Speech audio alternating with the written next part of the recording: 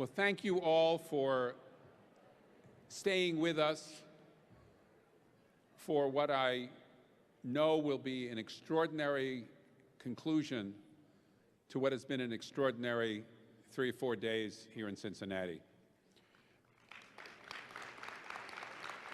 I often reflect on what it is that makes these meetings so special. And the one thing that I can say is that it is the extraordinary energy and commitment and passion that comes from all of you, that comes from this community of people that work every day to make things better for our young people, for our families, and for our community. So I congratulate you. I thank you for coming, but I recognize that it is the participants who make the event as special as it is. So thank you for that.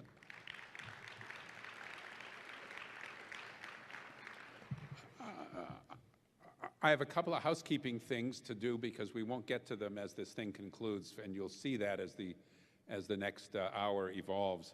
But for those of you who are really diehards and hanging with us in Cincinnati, if you want to get together, you can join us at Igby's for a little reflection and libation at 5 o'clock. Igby's is on 6th Street near Fountain Square. And since everybody now has found graders, I am sure you can find Igby's without having any great difficulty. And secondly, if you then really want to hang in, you could be part of the coalition party at the Cincinnati Reds game tonight. I think Heather's got some arrangement cooking there to get some things done, so check with us if you're around and you want to do that. So we're trying to keep this whole conversation going here in Cincinnati and around the country. I want to take a minute to recognize the group of people who are in our local community schools leadership network. I'm going to bring a couple of them up in a minute. But we've got leaders in local communities who are moving this agenda. And what's extraordinary about these leaders is that they really have people with them. So they're not these individual leaders. They're leaders who really are creating Malcolm Gladwell wrote this book about the tipping point about 8 or 10 years ago. And I think that they're the kind of leaders who bring people together and move the agenda. So I want to thank the folks in our Community Schools Leadership Network and ask them all to stand up for just a second so we can recognize them before I introduce a couple of them. So if you're in the Community Schools Leadership Network, please stand up and be recognized by your peers.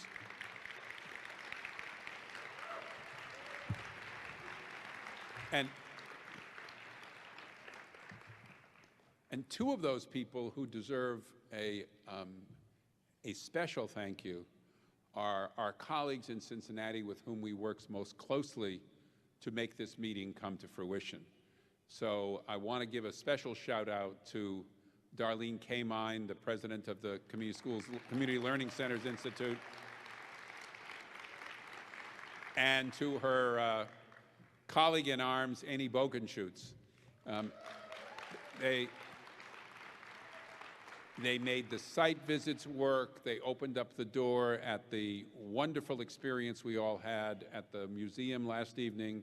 They organized their networks in Cincinnati. They used the partnerships and relationships they built. So we really are grateful, Darlene, and grateful for Annie for what you've done. Finally, it's my pleasure to introduce Diana Hall. Diana Hall.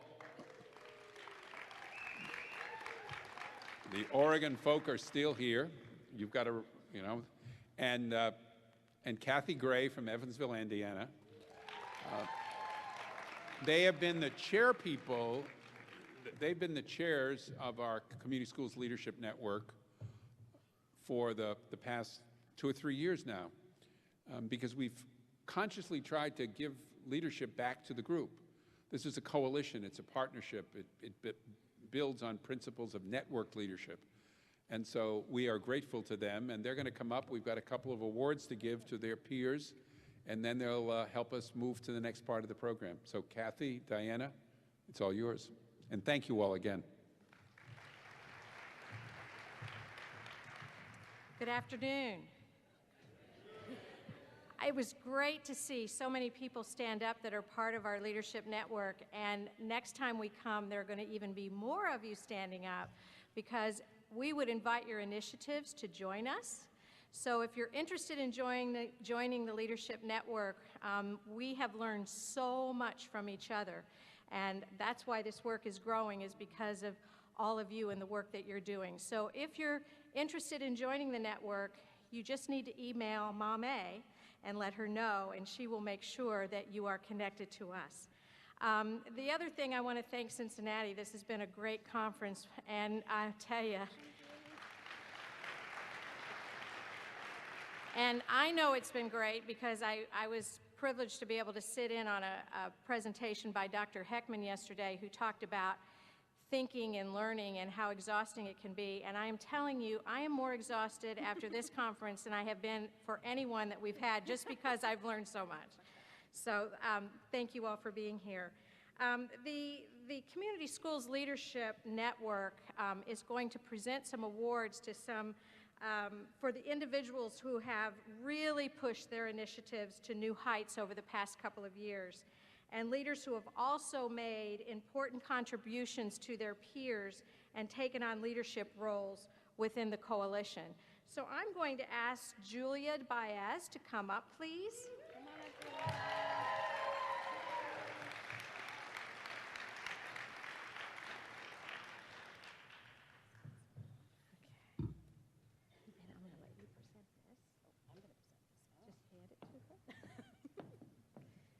Julia, come on over here. I'll tell you a little bit about Julia. Julia is the Senior Director of Education Initiatives, Family League of Baltimore, and Baltimore Community Schools. She's got a fan club. She's led a resurgence of community schools in Baltimore. She is responsible for the organization's community and school engagement strategy, which includes the development of 43 Baltimore community schools, serving over 19,000 students.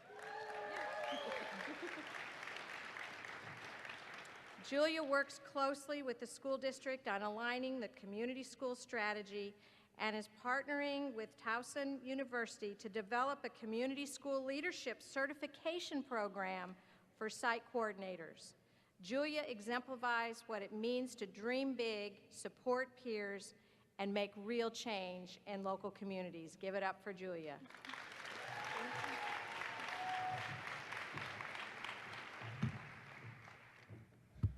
Thank you so much. This is really quite an honor for myself, both personally, but even more so for the work happening in Baltimore with all of our schools and partners. A dream I know that was started long before me, but one I'm thankful to be part of every day. Many of you in the room, both local and national partners, have helped coach and support me over the past few years, and I just want to give each of you a special thank you. The network that all of us here today are part of and connected to and should take advantage of is one that is so critical to helping move the vision of all schools one day being community schools forward. I also want to thank you for recognizing the transformational leadership of the Family League of Baltimore. Being the intermediary agency isn't always the easiest role, but one when you have a dedicated, passionate team willing to go hard each and every day to make the collective vision to improve the lives of students and families in Baltimore, it's easy to dream big and to make those dreams happen. Finally, I want to thank the coalition for recognizing the commitment Baltimore has made to the vision of community schools and to the idea that there is actually a strategy to level the playing field for our students and families and to no longer accept inequality and lack of access and opportunity as standard operating practice. Baltimore has shown up in large numbers to this conference to reinforce that commitment and collaboration. So I ask all my colleagues, lead agencies, principals, coordinators, OST partners, parents, teachers, district staff, and stakeholders here and back home to stand up Baltimore.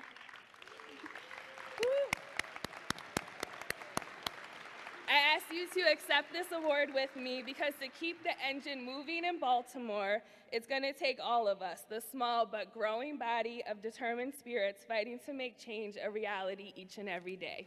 Thank you. Well, I just want to echo what a pleasure it's been to be here with you all. I always count on it and look forward to it. 2 years is sometimes a little too long to come and get re-energized and replenished in terms of the ideas in my toolkit. So it's an even greater pleasure to be up here and to be able to present the award to Jose Munoz from Albuquerque, New Mexico. Come on up, Jose.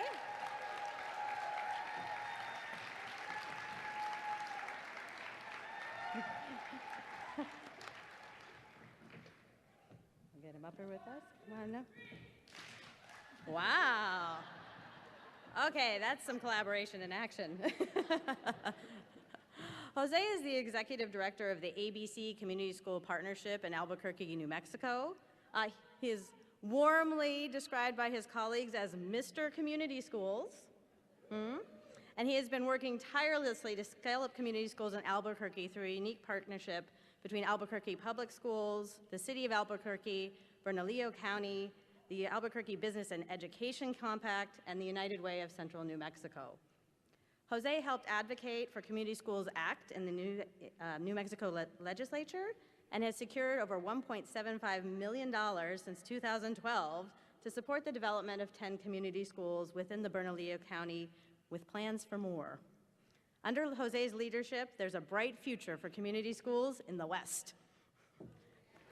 Congratulations. Thank you. Thank you.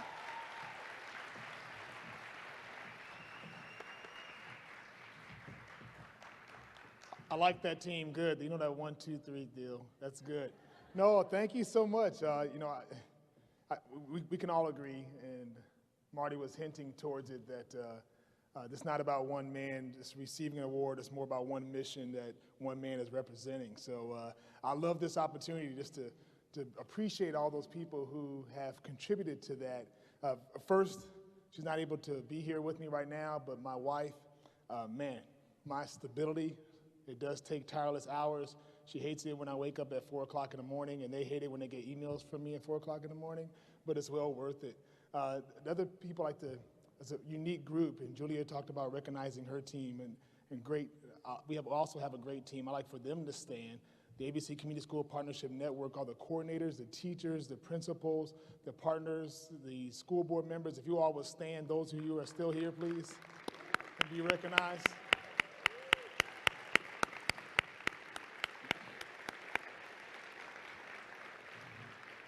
So of course, when you're about to receive an award, you begin to plan out a speech, and mine just kind of went wayside. I had a mind-blowing experience this week, and I want to share with you, and hopefully I don't cry, because I was talking to Mame, and it started tearing me up. Tuesday, I was interviewed by a local media, Cincinnati local media outlet, and they asked the question, why are we here? Why are all the folks with us here? And it gave them my regular spiel answer. Well, ironically, as I was walking out of the convention center on Wednesday, I was probably one of the last attendees, it appeared to be, walking out the doors, and a man was walking up to me, and he was asked, you have $4? I said, for what? And he was like, I'm hungry, so I get something to eat. I said, what are you gonna get for $4? And so I decided to go ahead and take him out to dinner, and we walked around downtown for a little bit.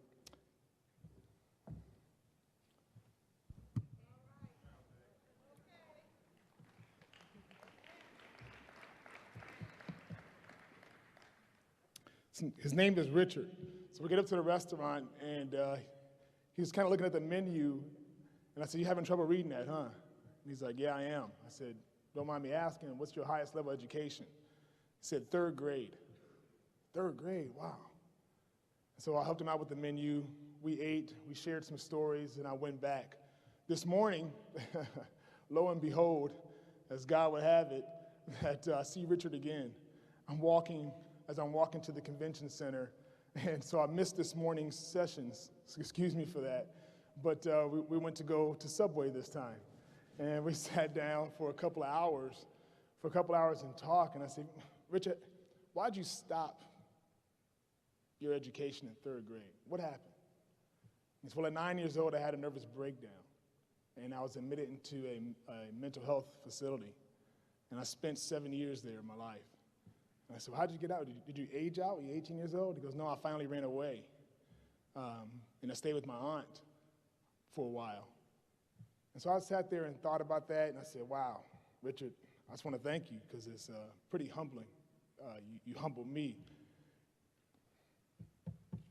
He responded, no, Jose, thank you for being my friend.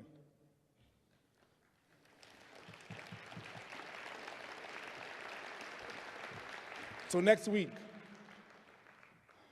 there's 3 things people can always, who get to know me, always know 3 things about me. I stand firm in my faith, I love my wife, and I'm a servant. So next week, we have the ultimate example. You know, my Lord and Savior, Jesus Christ, dies and resurrects next week. The Thursday before that, he showed the ultimate sign of humility, and he washed the feet of the very man he knew would betray him. So, with all humility, I accept this award on behalf of the ABC Community School Partnership and commit myself to continue to be that servant as he did. Thank you. Well, I have the honor of getting to announce a much-awaited piece of information that is perhaps the most highly kept secret I have ever had.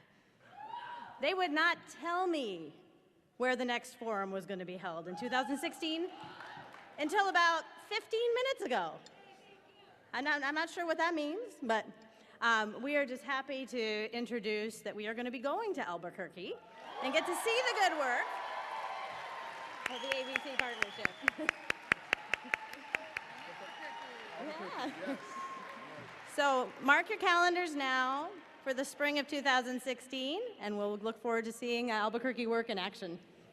So as we draw to a close with perhaps one of our most poignant and compelling messages about to be heard, I think back to last night's visit to the Freedom Center. How many of you went? Wasn't that amazing?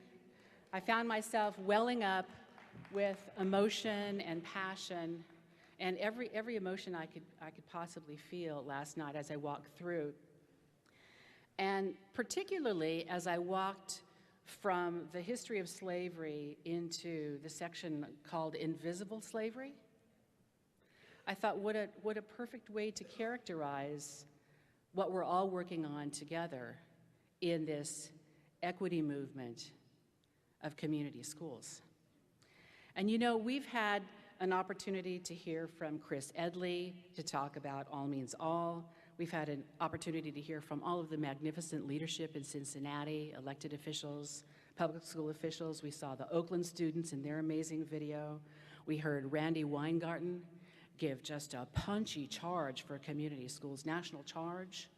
We've heard from superintendents and mayors and senators, university leaders, and we were able to enjoy the generational bookends of Kent McGuire and David Johns yesterday, delivering similar but very, very unique messages on civil rights and on listening to the kids. We've seen countless awards for our amazing young leaders and emerging leaders and emerged leaders that have come out of the field. And we hope that it has sunk in what this is really about and what this equity message is really about. It's about to make sure that every child has every chance every day.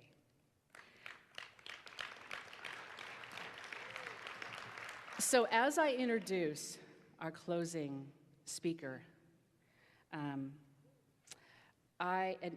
his full bio is in your program. I'd just like to say that one can hardly find a person that has done more to liberate, to create access, and to provide civil rights for as many contemporary civil rights for the unbelievable hundreds and thousands who still struggle to find their place in the voter line as the Reverend Dr. William Barber. Some things that I'll say about him this morning. He's the president of the North Carolina State Conference of the NAACP, and he was re-elected national board member in 2011. He was appointed as the national NAACP chair of the Legislative Political Action Committee, and under his leadership, the NAACP developed a new 21st century voter registration, voter participation system. It baffles the mind that on the anniversary of the signing of the Civil Rights Act, which was yesterday, that we still have this struggle, that there are still people who've been entitled to vote for years who have never stepped into a voting booth because of the invisible slavery that still exists.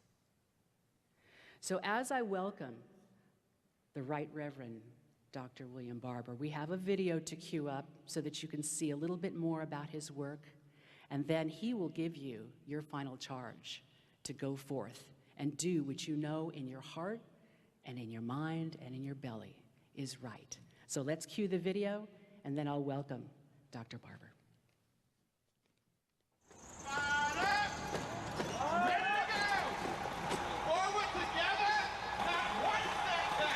This is the most multicultural, multiracial, multi-ethnic gathering in the South.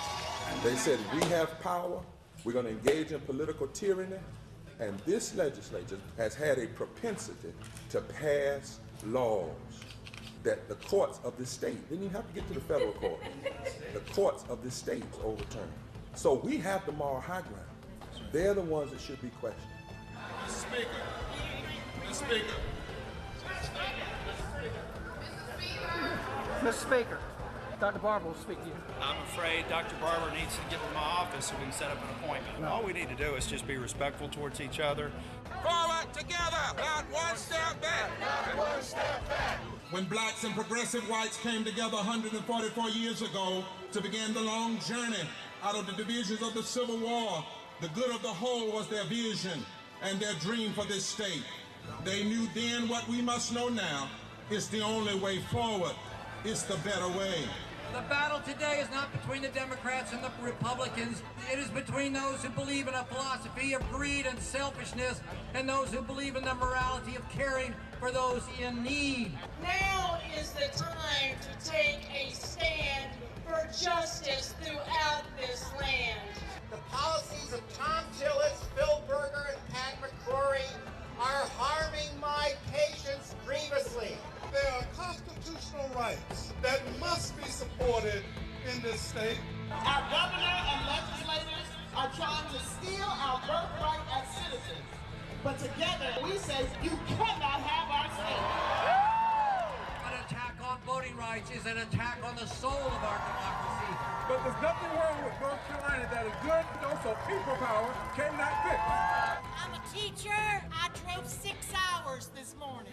I was so depressed when I heard what this legislature thinks of me. But I came last week, and I was inspired, and I'll come as often as I need to. We will stand up again, we will march again, we will preach again, we will organize again.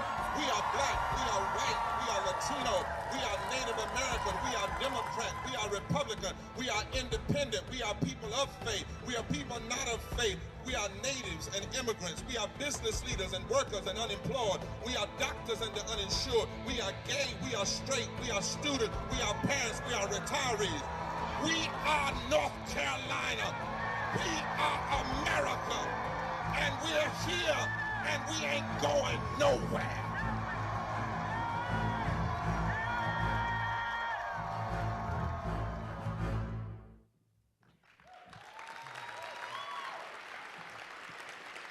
Ladies and gentlemen, whatever your faith in God or the universe, welcome with me the Right Reverend Dr. William Barber.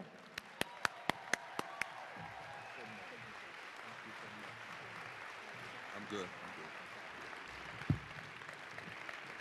Good morning.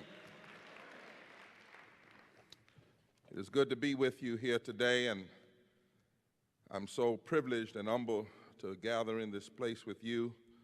I want to thank my sister for such a gracious introduction, and I greet you on behalf of the thousands upon thousands of devotees of the Forward Together Moral Monday movement that not only is in North Carolina, but has spread in the spirit of it has spread in other parts of the country. To President Marty Blank, will we give him a hand? Where's Marty?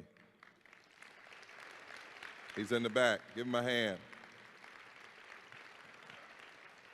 And to our president here in Cincinnati, Darlene Carmine, is she here? Where is she? I'm looking for them. They're around. And I'm always thankful for the persons who get us here and the person you're all going to have to blame if you don't like what I say, and that's Miss Shaw of AFT. Where's Miss Shaw? She said don't call her name, but that's who you blame right there. 38 states, I understand. 5 countries, people from everywhere. I want to suggest to you today, as you go back, as Dr. King said, whenever we come together, the issue is what do we do when we go back? You remember the March on Washington? He said, go back to Alabama, go back to Mississippi. And I want to suggest to you that we need a pathway to higher ground in our country's current political and social atmosphere. And I want to suggest to you that the only way to that higher ground are 3 things, and sometimes I use, though I know there are many different organizations, but I often use AFT's symbol to talk. We must assess where we are. Say that, assess where we are. We must fight back now. Say that. We must fight back now, and we must stand together. Say we must stand together. Anytime you are in a historical moment, you must know where you are. Dr. King said one of the greatest tragedies is to be like Rip Van Winkle and go to sleep during a revolution. In my own spiritual tradition, I'm a Christian, but my Jewish friends would tell you in the Old Testament there was a word that once came to a lady who had gained access to the palace, and it said, maybe you were born for such a time as this. So where are we? We're 50 years after the war on poverty. There was a time when there was some community moral commitment to lift up the poor and the marginalized. There was a time, for a brief shining moment, that we recognized we were inextricably bound together. In that moment, the war on poverty, some of you remember, it included Head Start, Medicaid, Medicare, expansion of Social Security, the Civil Rights and Voting Rights Act, federal funding for K through 12, and Pell Grants for higher education, and there was a time those programs enjoyed pretty broad public support.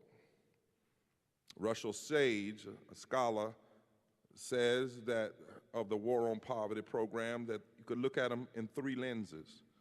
The first part was a commitment to real community that understood that if you want real community, you have to boost wages through education and job training. The second was to provide income support, particularly for single mothers and the elderly. And the third was to bring a system of government health care to the elderly and the poor. There was a time, for a brief shining moment, that we wrestled with this issue of equity in the richest country in the world. And contrary to some extremist claims, the war on poverty did reduce the amount and the severity of poverty in the United States. You take child poverty, for instance, it would be much greater if it hadn't been for food stamps. But not only did it reduce hunger, the research finds that the food stamps program made children healthier as adults and women and more likely to be economically sufficient. And children where the families were able at least to get some form of subsistence despite their poverty were less likely to be victims of abuse, neglect, or suffer from developmental disability. There was a time, for a brief shining moment, that we didn't feel like you had to make welfare an ugly word, especially since it found its way in the preamble of our Constitution. One of our greatest calls in our Constitution, before you ever get to freedom, is to establish justice, to provide for the common defense, and to promote the general welfare. During those days, the poverty rate for people 65 years and older was 35% in 1959, compared to 17% of non-elderly households. So nearly 20% of Americans were poor at the beginning of the poverty, and 35% of those over 65. Now, the poverty rate for the elderly is 9%, lower than the rate of non-elderly households, says SAGE. And this was largely the result of dramatic increases in Social Security, along with health care provided through Medicare. Now, these programs were not perfect. For instance, most people, my grandmother, African Americans, and many women were not able to access Social Security early on because Roosevelt had to cut a deal with Southern senators, and that deal was, we don't want African Americans and Latinos to have access to Social Security, and so they made it so that in the first rendition of it, if you were in an agrarian or a domestic world working, you did not get access and you weren't able to pay in until 1954. But even with that deficiency, the programs tried to address the issue of equity. And let us not forget that institutional racism was and still is a real issue. And one of the things we forget about the war on poverty was its linkages with the civil rights movement. For instance, I don't know if you remember, but Medicaid and Medicare funds were withheld from hospitals if they didn't comply with the Civil Rights Act. And because of that, that in turn led to the desegregation of Southern hospitals and a drop in black infant mortality rates. These efforts made a difference 50 years ago. We also know that the war on poverty was surrendered, it was not won. Programs that once celebrated in some ways this attempt to address the issue of equity by multiple segments of our community, as Tim Wise said, were racialized and demonized and caused even many poor whites, particularly in the South, to begin to vote for politicians that were against their own self-interest. Where are we? 50 years later, even a Republican like Kasich of Ohio, in a brief epiphany of honesty, had to admit that elements of his party now were engaged in a war on the poor because they refused to expand Medicaid.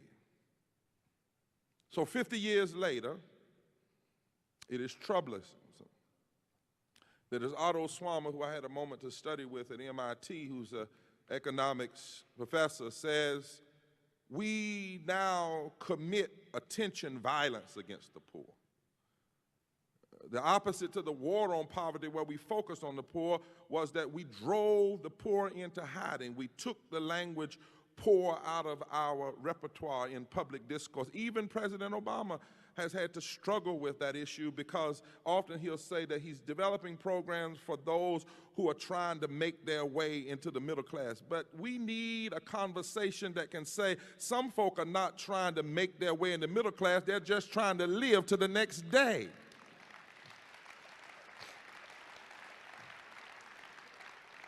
And we see this attention violence, particularly if you look at, for instance, Representative Ryan recently said in his faulty report that poverty programs give the poor a hammock to lay in. That's always interesting to me, somebody that's getting their salary from the people that thinks when the people get a salary, it makes them lazy. In other words, what he's saying is that helping the poor by giving minimum wages makes them lazy. Helping the poor with unemployment makes them lazy. Helping the poor with health insurance makes them lazy. Helping the poor with food stamps makes them lazy. Helping the poor have access to education makes them lazy. So his argument, this is his focus of community and those that think like Tim. If you want to help the poor, cut programs. This is his idea of community. Give more. If you really want to help the poor, you just give more tax cuts to the wealthy, and the wealthy will allow a little crumbs. You know, I have a problem with that because there's a story in the Bible about this rich guy now named Dives. And he wouldn't even allow Lazarus, a poor man, to even eat the crumbs. Their idea of community is take services and make people get up to work. His idea is that despite the fact that most poor are working poor, the way you help the poor, his idea of community is don't support living wages. Don't support minimum wages. You know, Dr. King said that idea of community, he said this 50-some, almost 49 years ago, Dr. King said that kind of approach to community is not community, it is chaos. And he wrote a little book called Where Do We Go From Here? Chaos or Community. Where are we? Here we are 60 years after the Brown versus Board of Education decision, 60 years after Thurgood Marshall argued the only way this court can decide this case in opposition to our position is that there must be some reason which gives the state the right to make classification that they can make in regard to nothing else but regard to Negroes. And if you make that case in this court, Thurgood said, then you are arguing that Negroes are inferior to all other human beings. Don't let it be lost on you that May is the 60th anniversary of the Brown versus Board of decision. And don't let it be lost on you that Charles and David Koch's daddy, Freddie Koch, from where they get their money, the money they've inherited and the philosophy they inherited comes from the philosophy of the John Birch Society. And that idea of community was they were against the Brown decision. They were against civil rights, and they called for the impeachment of Earl Warren upon his signing off on a 9-0 decision. So in essence, where are we, Charles and David Koch, 60 years after Brown, and the dream of equity are still trying to force their father's nightmare on America. Don't ever forget. Don't forget that it was in New York, not in the South, that the first riot was held after the Brown decision. Here we are, 100 years after public education school systems were set up in America. Here we are after Thomas Jefferson argued that the newly independent nation needed an educational system, and he suggested tax dollars to fund it. Here we are 146 years after the first Reconstruction began in 1868, when black and white fusion Reconstruction politicians came together. And in my state of North Carolina, when they wrote the Constitution after slavery, they guaranteed public education as a constitutional right. We don't even have that in the federal Constitution, but in 1868, there were white and black politicians all over the South that understood if you're going to build community, public education must be a constitutional right. Here we are 60 years after President Eisenhower, a Republican, declared that public education was a matter of national defense. And yet when we assess where we are in history, we're also at the same time in a time of extremist right-wingers who are feverishly working to take public school money and give it to private schools. All of this history behind us, and yet we have those who want to go backwards. Resegregation is at an all-time high. Teachers are devalued. Teachers' unions are attacked. And even though we know what works, we know how to fix our public education system. Stop resegregation and promote diversity. Provide equity and funding for all schools. Provide and fund high-quality teachers in smaller classrooms and union rights. Provide high-quality leadership teams. Provide high-quality facilities and support staff, focus on math, science, reading, and history, support parental and community involvement, and address the unjust and disproportionate suspensions and reduce out rates and increase graduation rates among African American, the poor, and other minority students. We know what works, but the question is having the will to work what works. We are in a time when the far-right extremists will simply do anything also to delegitimize anybody that wants to move forward, and because what you see, that's what they are doing when they attack, for instance, the president. Now, I don't agree with the president on everything, neither does the NAACP, but some of us understand why every now and then you have to get a brother a break. Eric Holder was right just a day or so ago when he talked about the unprecedented attacks and the level of attack. Think about it. The time we're in, on the one hand, we're in a moment we've never seen in American history. An African American in the White House, little black girls having pajama parties in a White House that was built by slaves. That in itself, and yet in that very same space, we see hate crimes going up and hate groups going up and these vicious attacks. And, you know, they claim he wasn't born here. Because as one scholar says, that the extremists always like to make you something other than an American. Then they claimed he was too small for the president, not in size, but in mental intellect. Huh? I mean, he graduated from Harvard, they had Sarah Palin, but he's too small, come on.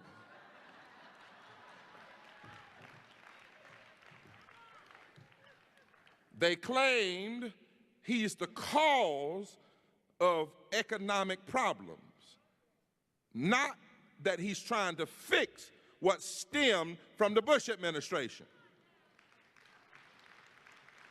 I never will forget when we were in a place where Mayberry was filmed. It's called, Mount Airy, North Carolina. We were having a poverty tour up there, and while we were there, black and white together, talking about the face of poverty, across the street there were these Tea Party extremists in front of a factory that had closed. And they had a sign up said, "This is the result of Obama." So I went over because I just like to know, you know, I like to meet smart people, and I wanted to, I mean, if you got the evidence, I want to know it. So I went over, they told me not to, and I said no, and I went over, I said, well, will you explain to me? I said, when did the factory close? They said 2006. I said, wait a minute now, the factory closed in 2006, and you claim that that's President Obama's fault, and he didn't take office, wasn't elected till 2008? And I just stopped for a minute. They said, that's right. I said, well, if that's true, you need to really support him because he's some kind of super president. He can go back in time and create policy before he even gets in office. And now, you notice the next line. You got to watch this stuff because this language is, you laugh, but it's dangerous. Now, when he exercises the constitutional right of executive orders, which all presidents have and all presidents are using, they claim he's breaking the law. This completes their racist coding. Listen, here's how it goes when you break it down to street level. He's not one of us. He's not born here. He's not an American. He's an outsider. He's a socialist. He's not intelligent enough. And on top of that, he's a lawless thug. That's where we are. We live in a time when 100 years after Teddy Roosevelt first declared that living wages, minimum wages, and health care and protecting the environment were all moral issues. But 100 years later, minimum wages are under attack, living wages are under attack, labor is under attack, and instead of the morals of Teddy Roosevelt, we are seeing the extremism of the Tea Party. Now, I did not lay out this assessment for us to be morbid or to be distressed.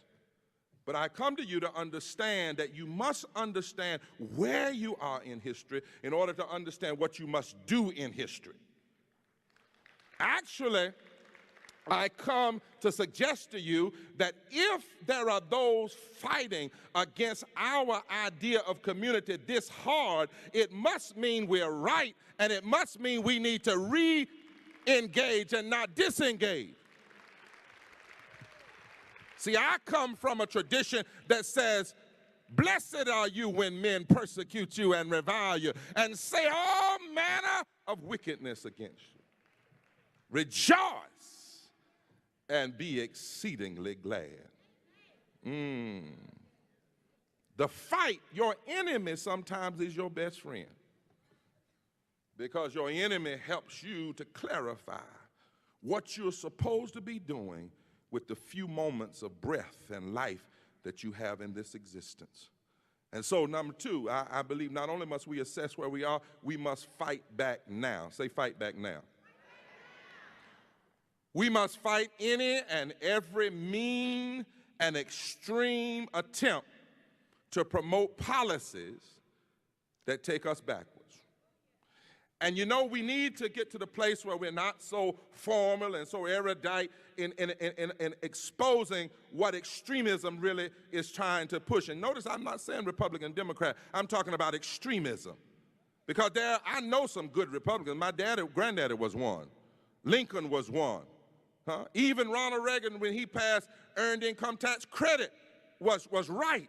And anytime you have a group of people so extreme they can make Ronald Reagan look like a liberal, somebody better fight back now.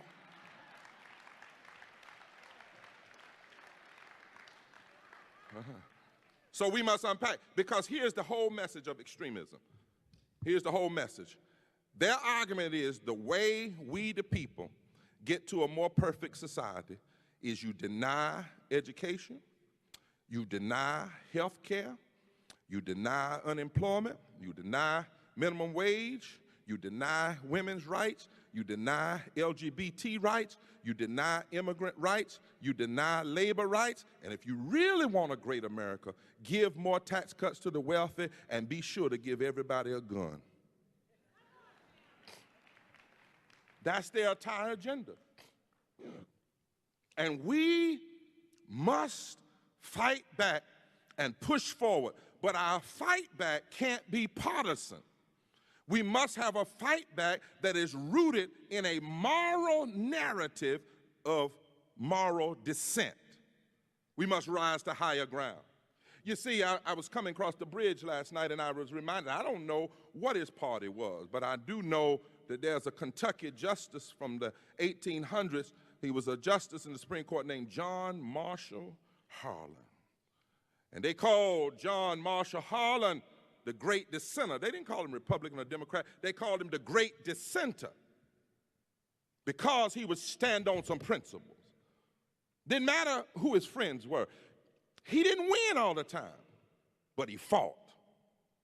He fought, he raised moral dissent, and because he fought, he laid the groundwork for future victories. If Justice Harlan had not dissented in the Plessy versus Ferguson case in 1896, the only justice, white, from Kentucky, he said it's wrong. He said, listen, there is no caste system here. Our Constitution is colorblind and neither knows nor tolerates classes among citizens. In respect of civil rights, all citizens are equal before the law. That's equity. The humblest is the peer of the most powerful. The arbitrary separation of citizens based on race, while they are not on a public highway, is a badge of servitude wholly inconsistent with the civil freedom and the equality before the law established by this Constitution. He stood and said, I'll stand here if I got to stand by myself. And because he stood, he provided the legal angles later for Thurgood Marshall to take on Plessy versus Ferguson. In fact, Thurgood Marshall said, they asked him, is your greatest admiration to Justice Warren, who signed the Brown versus Board of Education decision? Justice Marshall said, no. He did a great thing, Justice Marshall did, Justice Warren did, but he was signing a 9-0 victory. He said, my greatest admiration goes to Harlan, because Harlan was a solitary and lonely figure writing for posterity. Could it be, you all, that whether or not we fight back now will determine what people do generations from now? Could it be that all of us who are activists need to stop worrying about who has the majority vote and start doing and demanding what is morally right and fight back now? This is no time to be depressed when you know what community looks like, when you know what democracy looks like. Frederick Douglass once says, those who profess to favor freedom and yet depreciate agitation are people who want crops without the plowing of the ground, who want rain without the thunder and the lightning, who want the ocean without the roar of its many waters. This struggle may be a moral one or a physical one. It may be both, but it must be a struggle. If Frederick Douglass could stand up against slavery, who in the hell is scared of the Tea Party? Oh, I'm sorry. I mean, come on, y'all. This is no time for us to cower down and stay within the comfort zone of hotels. Yes, come to the Western, but when you go back, you better get in the street and get in the boardrooms and get in the ballot box.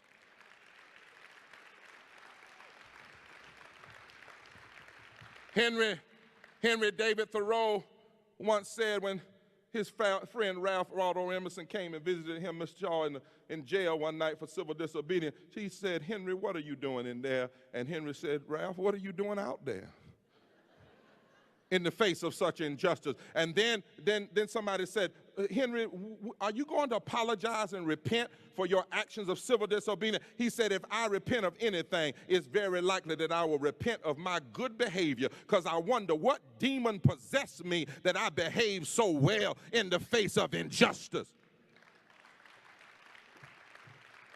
Touch your neighbor and say, it's time to act up a little bit. It's time to stand up a little bit. It's time to speak up. Langston Hughes put it like this: oh, let America be America again, the land that never has been and yet must be, the land where every man's free, the land that's mine, the poor man's, the Indians, the Negro, me, who made America, whose sweat and blood, whose faith and pain, whose hand at the foundry, whose plow in the rain. We must bring back our mighty dream again. Sure, call me an ugly name you choose. The steel of freedom does not stain from those who live like leeches on the people's lives. We must take back our land again. America, oh yes, I say it plain, America never was America to me, and yet I swear by this oath, America will be. It's time to fight, y'all. You all went to the Freedom Museum last night, but be reminded when the abolitionists started fighting, they weren't in the majority. Be reminded that they weren't comfortable just when they had politicians they could go to and could win a vote. There was no vote. But the abolitionists started. They believed they were right. They created the Underground Railroad. Some say they came across yonder river, but there is also a story that they were so committed to freedom that some of them dug a tunnel up under the river. You know what kind of faith you have to dig a tunnel in the 1800s up under a river and believe it's going to hold? But there are some values of our community that are so pure, that are so right, you ought to be willing to fight for it if it costs you your everything in your life. And educating our children and lifting community and providing equity for everybody is one of those fights.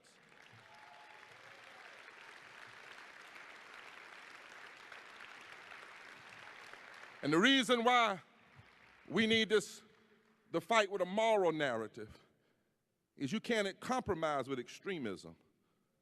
You know, I get scared of this thing, but we got to compromise. See, when extremism tries to get you to compromise, this is what they do. They go so far extreme, and then they put someone up that's a little more moderate extreme, and if you compromise with that, you're still in. So one of the things we've got to work toward is fight to change the questions that are asked in an attempt to shape public policy. We have to change the language, the discourse, and shift the center of gravity. Let me share with you what I mean. In the early days of this country, a question was raised like this: how shall we treat the slaves as it relates to property taxes? The wrong question. And the abolitionists, see, they wouldn't deal with that question. It was a political question. The abolitionist says, no, there's a higher ground. The question is not how do we deal with the slave according to property taxes. The question is, how do we get rid of slavery? Because if you deal with the wrong question, you end up with something like the 3/5 compromise, where you relegate people to fragments and fractions. And so we have to have a movement from advocates like you and me that changes the center of gravity and changes the very conversation. During the Montgomery movement, there were some that wanted Dr. King to fight for, listen, a kinder, gentler segregation. And Dr. King almost did. He was the new kid in town. It was an old man, E.D. Nixon, that had fought for America. He was an old NAACP, and he was rough. And he said, Dr. King, I didn't come out here to join with you to fight for a more kinder form of segregation. And he said, no, we must use our energy to end segregation. That is the question. Not how to get a kinder form of segregation, but how to end it. Now, let's move to our time. There are those who want to sucker us into asking this question, like, how can we fund public education within the current tax revenue? You can't. Not like it should be, and it never has been. And you sure can't engage in that discussion with people who robbed the bank and then say the bank doesn't have any money. Yeah, you can't. If you play their game, you lose.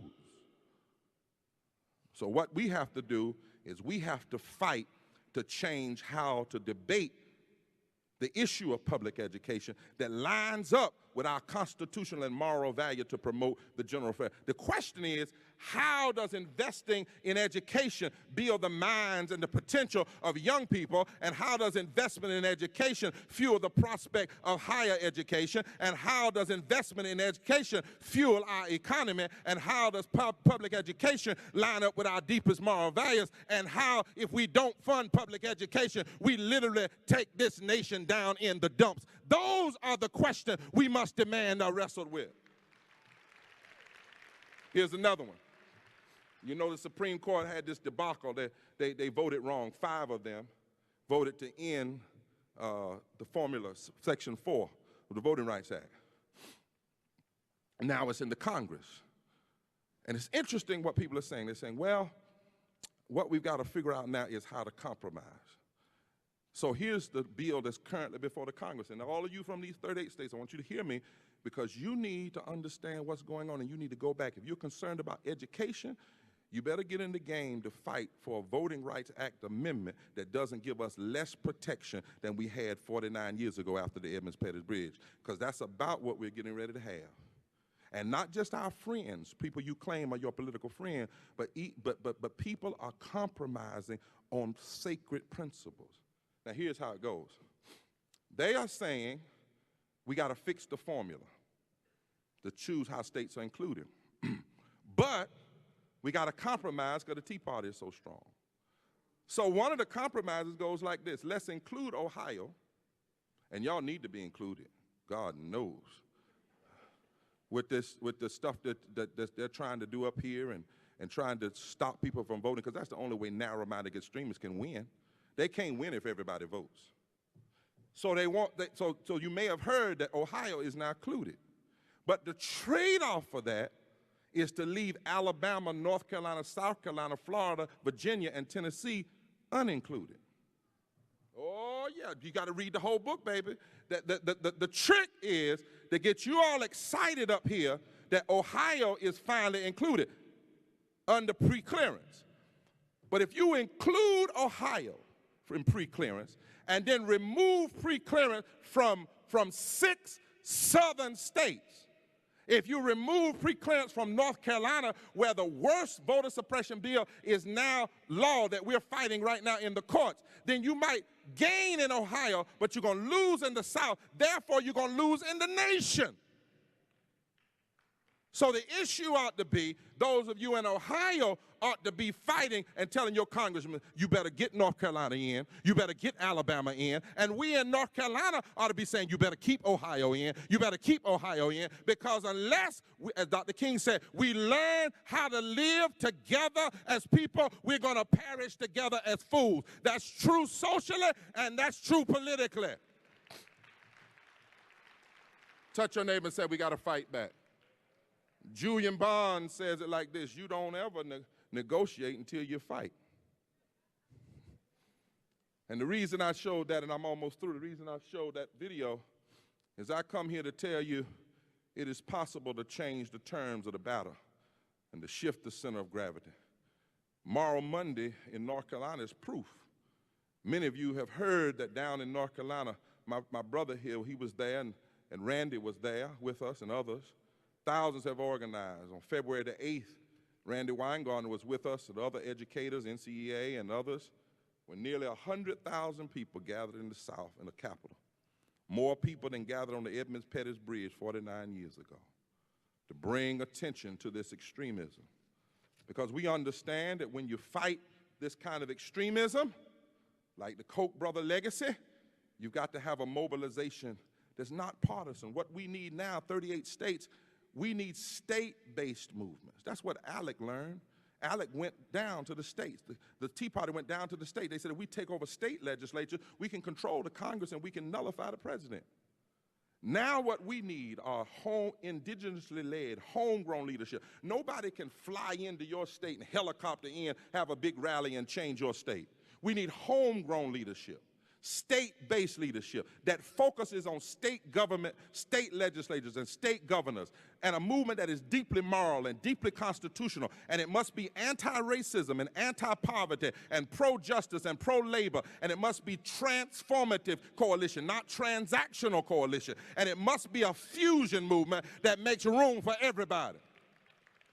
And so, on that day when we gathered, we've had now 114 Moral Monday events. But we tell them all the time, we're black, we're white, we're Latino, we're Native American, we're Democrat, we're Republican, we're independent, we're people of faith, we're people not of faith, we're people who are secular, who believe in a moral universe, we are people, we are Native, we are immigrants, we are business leaders, we are workers, we are unemployed, we are doctors, we are uninsured, we are gay, we are straight, we are students, we are parents, we are retirees, we are America. And when we started this movement to challenge extremism, we've seen Republicans come out. We had a Republican chair from a county that's 89% Republican say, I'm not with this Tea Party extremism, and join the movement. Because when you fight based on the moral fabric of society, it makes room. And so and then the other thing we have to fight, we've got to challenge, I'm a preacher, we've got to challenge the position of the religious right. I'm just about sick of the religious right constantly suggesting the only issues of morality are prayer in the school, homosexualities, and abortion. First of all, there are no scriptures in the Bible about prayer in the school. Secondly, the other issues that are raised, while there may be a couple of scriptures, that most of them they misinterpret. Secondly, those issues are between you, your God, your priest, or your pastor. And thirdly, not one scripture in the Bible gives you the license to hate anybody or to take anybody's rights. And so our movement, moral, it challenges the heresy of the religious right. And what we do is we say, let me tell you, you want a moral debate, bring it on, because we're going to bring up Isaiah 10, woe unto those who rob the poor of their right. You want a moral debate? Come on, bring it on. We're going to bring up Micah, which says, what doth the Lord require but that you do justice, love mercy, and walk humbly before God? You want a moral debate? Come on. We're going to teach you the Bible since you act like you don't know it. When I was hungry, did you feed me? When I was naked, did you clothe me? When I was sick, did you come visit me? And then we need a movement that's not rooted in fear, but rooted in hope. We need to know what we're fighting for. We must, if we want real community, secure pro-labor, anti-poverty policies. We must have educational equality for every child. We must have health care for all and ensure environmental protection. We must have fairness in the criminal justice system. And we must protect and expand voting rights, women's rights, LGBT rights, immigrant rights, and the fundamental principle of equal protection under the law. Now let me conclude. When we started, they wanted to debate about what was available in the budget. And even some of our education friends thought that they could negotiate with extremists, and then the legislature cut another $1 billion from public education, took teacher tenure, took $10 million of public education money, tried to give it to private schools, and basically said, you all take that. So then we got together. And we said, this is not about Democrat or Republican, it's about whether we're going to take the low road to political destruction or the high road to higher ground. Now, I will tell you, they first laughed at us. When the first 17 of us got arrested, they laughed at us. But then the next Monday, 34 showed up. The next Monday, 68. By the end of the summer, 25,000 people, 945 people got arrested of all different races, creeds, colors, incomes, and parties. They even put the leaders of our teachers union in jail. And one of them, Rodney Ellis, said, I'm taking my toothbrush because I'm going to jail, and it's all right, but I'm standing up. But then after we stayed steadfast, because extremists are not afraid of you having a conference. They're not afraid of you having one rally. But when you can do it consistently, after week 1, then week 2, then they began to see our potential. The more we fought, they got harder, but then every major editorial in the state started saying their attack on public education is wrong. Their attacks on our fundamental rights are wrong. A judge heard our moral and legal fight, and he ordered an injunction against their monies that they're going to give to private schools. And when we started fighting, the governor was at 50% in the poll. Now he's under 30 and dropping. When we started, the legislature was at 40% in the poll. Now they're under 19 and dropping. We haven't won yet, but I tell you, there are signs. Now, all of a sudden, the governor wants to meet with the teachers union. You hear what I'm saying? Now, all of a sudden, they're trying to talk about expanding Medicaid, because just last week, I stood with a Republican mayor in a city whose hospital is being closed, and we are now joining forces together saying that Medicaid expansion is not a Republican issue or a Democrat issue, it's a moral issue. So as I close today, tell your neighbor, we must stay together. Say we must stay together. Not only must we assess where we are, not only must we fight now, we must fight together. And I want you to know that when we fight together, that's when we have power. We need movements that understand intersectionality. I want you to say that 3 times. Say intersectionality. Intersectionality. Intersectionality. What that means is it's not just educators fighting for education and LGBT fighting for gay rights. No, what we need are education advocates fighting for LGBT rights, and labor advocates fighting for education rights, and health advocates fighting for criminal rights, justice rights, and immigrant advocates fighting for women's rights. In other words, we need all of us fighting for each other's issues, because the other side is unified. So if we're not unified, they don't have the problem, we have the problem. We got to come together like they did in the 1800s in the first Reconstruction. We got to come together like they did in the Civil Rights Movement. It's true today. If we stay together, if we vote together, if we organize together, and if we even go to jail together, we can take on these extremists. If we stay together, we can turn them back. Their entire vision takes us down the low road. But it's time for us to move this nation to higher ground, where every child is educated, higher ground, where the sick receive health care and they are healed, higher ground where the poor are lifted up and not pushed down, higher ground where voting rights are secure for everyone, higher ground where we are truly one nation under God, indivisible, with liberty and justice for all, higher ground, a nation where not only do we sing America, America, God shed his grace on you, but we show grace to immigrants and grace to our gay brothers and sisters and grace to our children and grace to women. Higher ground. where the powerful seek to be served and not to be served. You know, out in the wild, elephants, when they feel an attack, they form a circle. And they put the children in the middle of the circle and they fight together.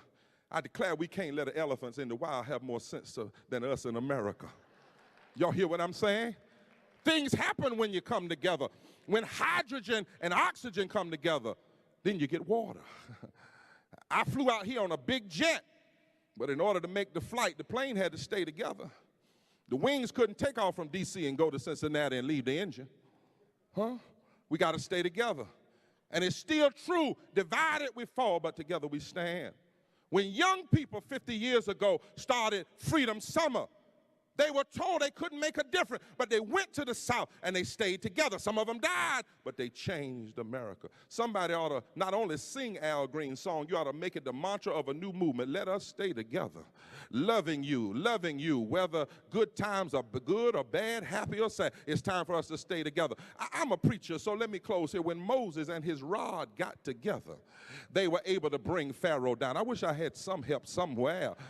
When David and his stones got together, he was able to bring Goliath down. When Shadrach, Meshach, and Abednego stayed together, they were able to change domination. When 120 disciples got on one accord, then the Spirit of the Lord lifted them to be on a mission. When Sojourner Truth got together with Miss Staten, women were able to fight for the right to vote. When some years ago, let me tell you, I know what staying together will do for you. First of all, because I'm the result of staying together. Y'all look up in here, you know I'm not just black, I'm Native American, and I'm white. But when you put it all together, Lord have mercy, Jesus.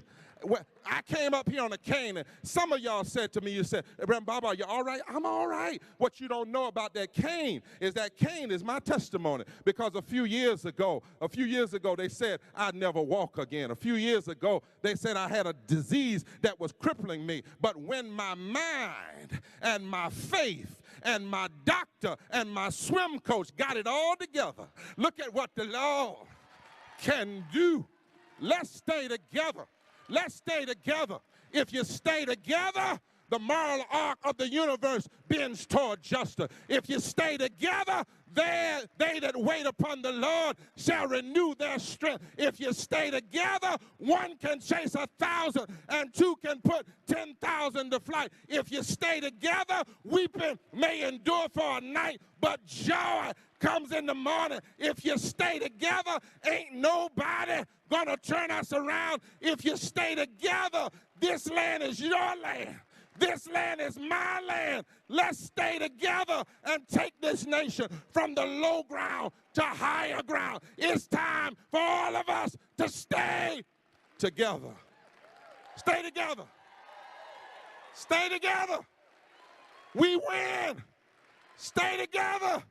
If God be for you, doesn't matter if the whole world is against you. Turn to your neighbor and stay together. Say, stay together. Tell them it's fighting time. Tell them stay together. Now slap somebody a high five. Slap somebody a high five. Come on here. Now grab somebody by the hand. Grab them by the hand and say, if Reverend Barber can jump with a bad hip that they said he could never work, come on in here, let's jump. Let's stay together. Let's stay together. Let's stay together.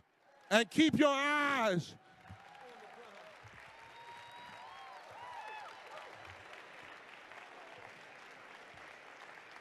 When I say hold on, you say hold on. When I say hold on, you say hold on. And we all say keep your eyes on the prize, hold on. Are you ready? Hold on, hold on. Keep your eyes on the prize, hold on. Hold on, hold on. Keep your eyes on the prize, hold on. Well, there's one thing that we did wrong. We stayed in the wilderness a little too long. Keep your eyes on the prize. Hold on. But here's one thing I know we did right. We started to fight for our equal rights. Keep your eyes on the prize. Hold on.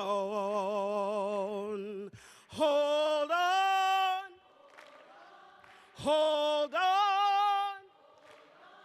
Keep your eyes on the prize. Hold on. Well, the only chain that man can stand is the chain of a hand in hand. Keep your eyes on the prize. Hold on. Hold on. Hold on. Keep your eyes on the prize.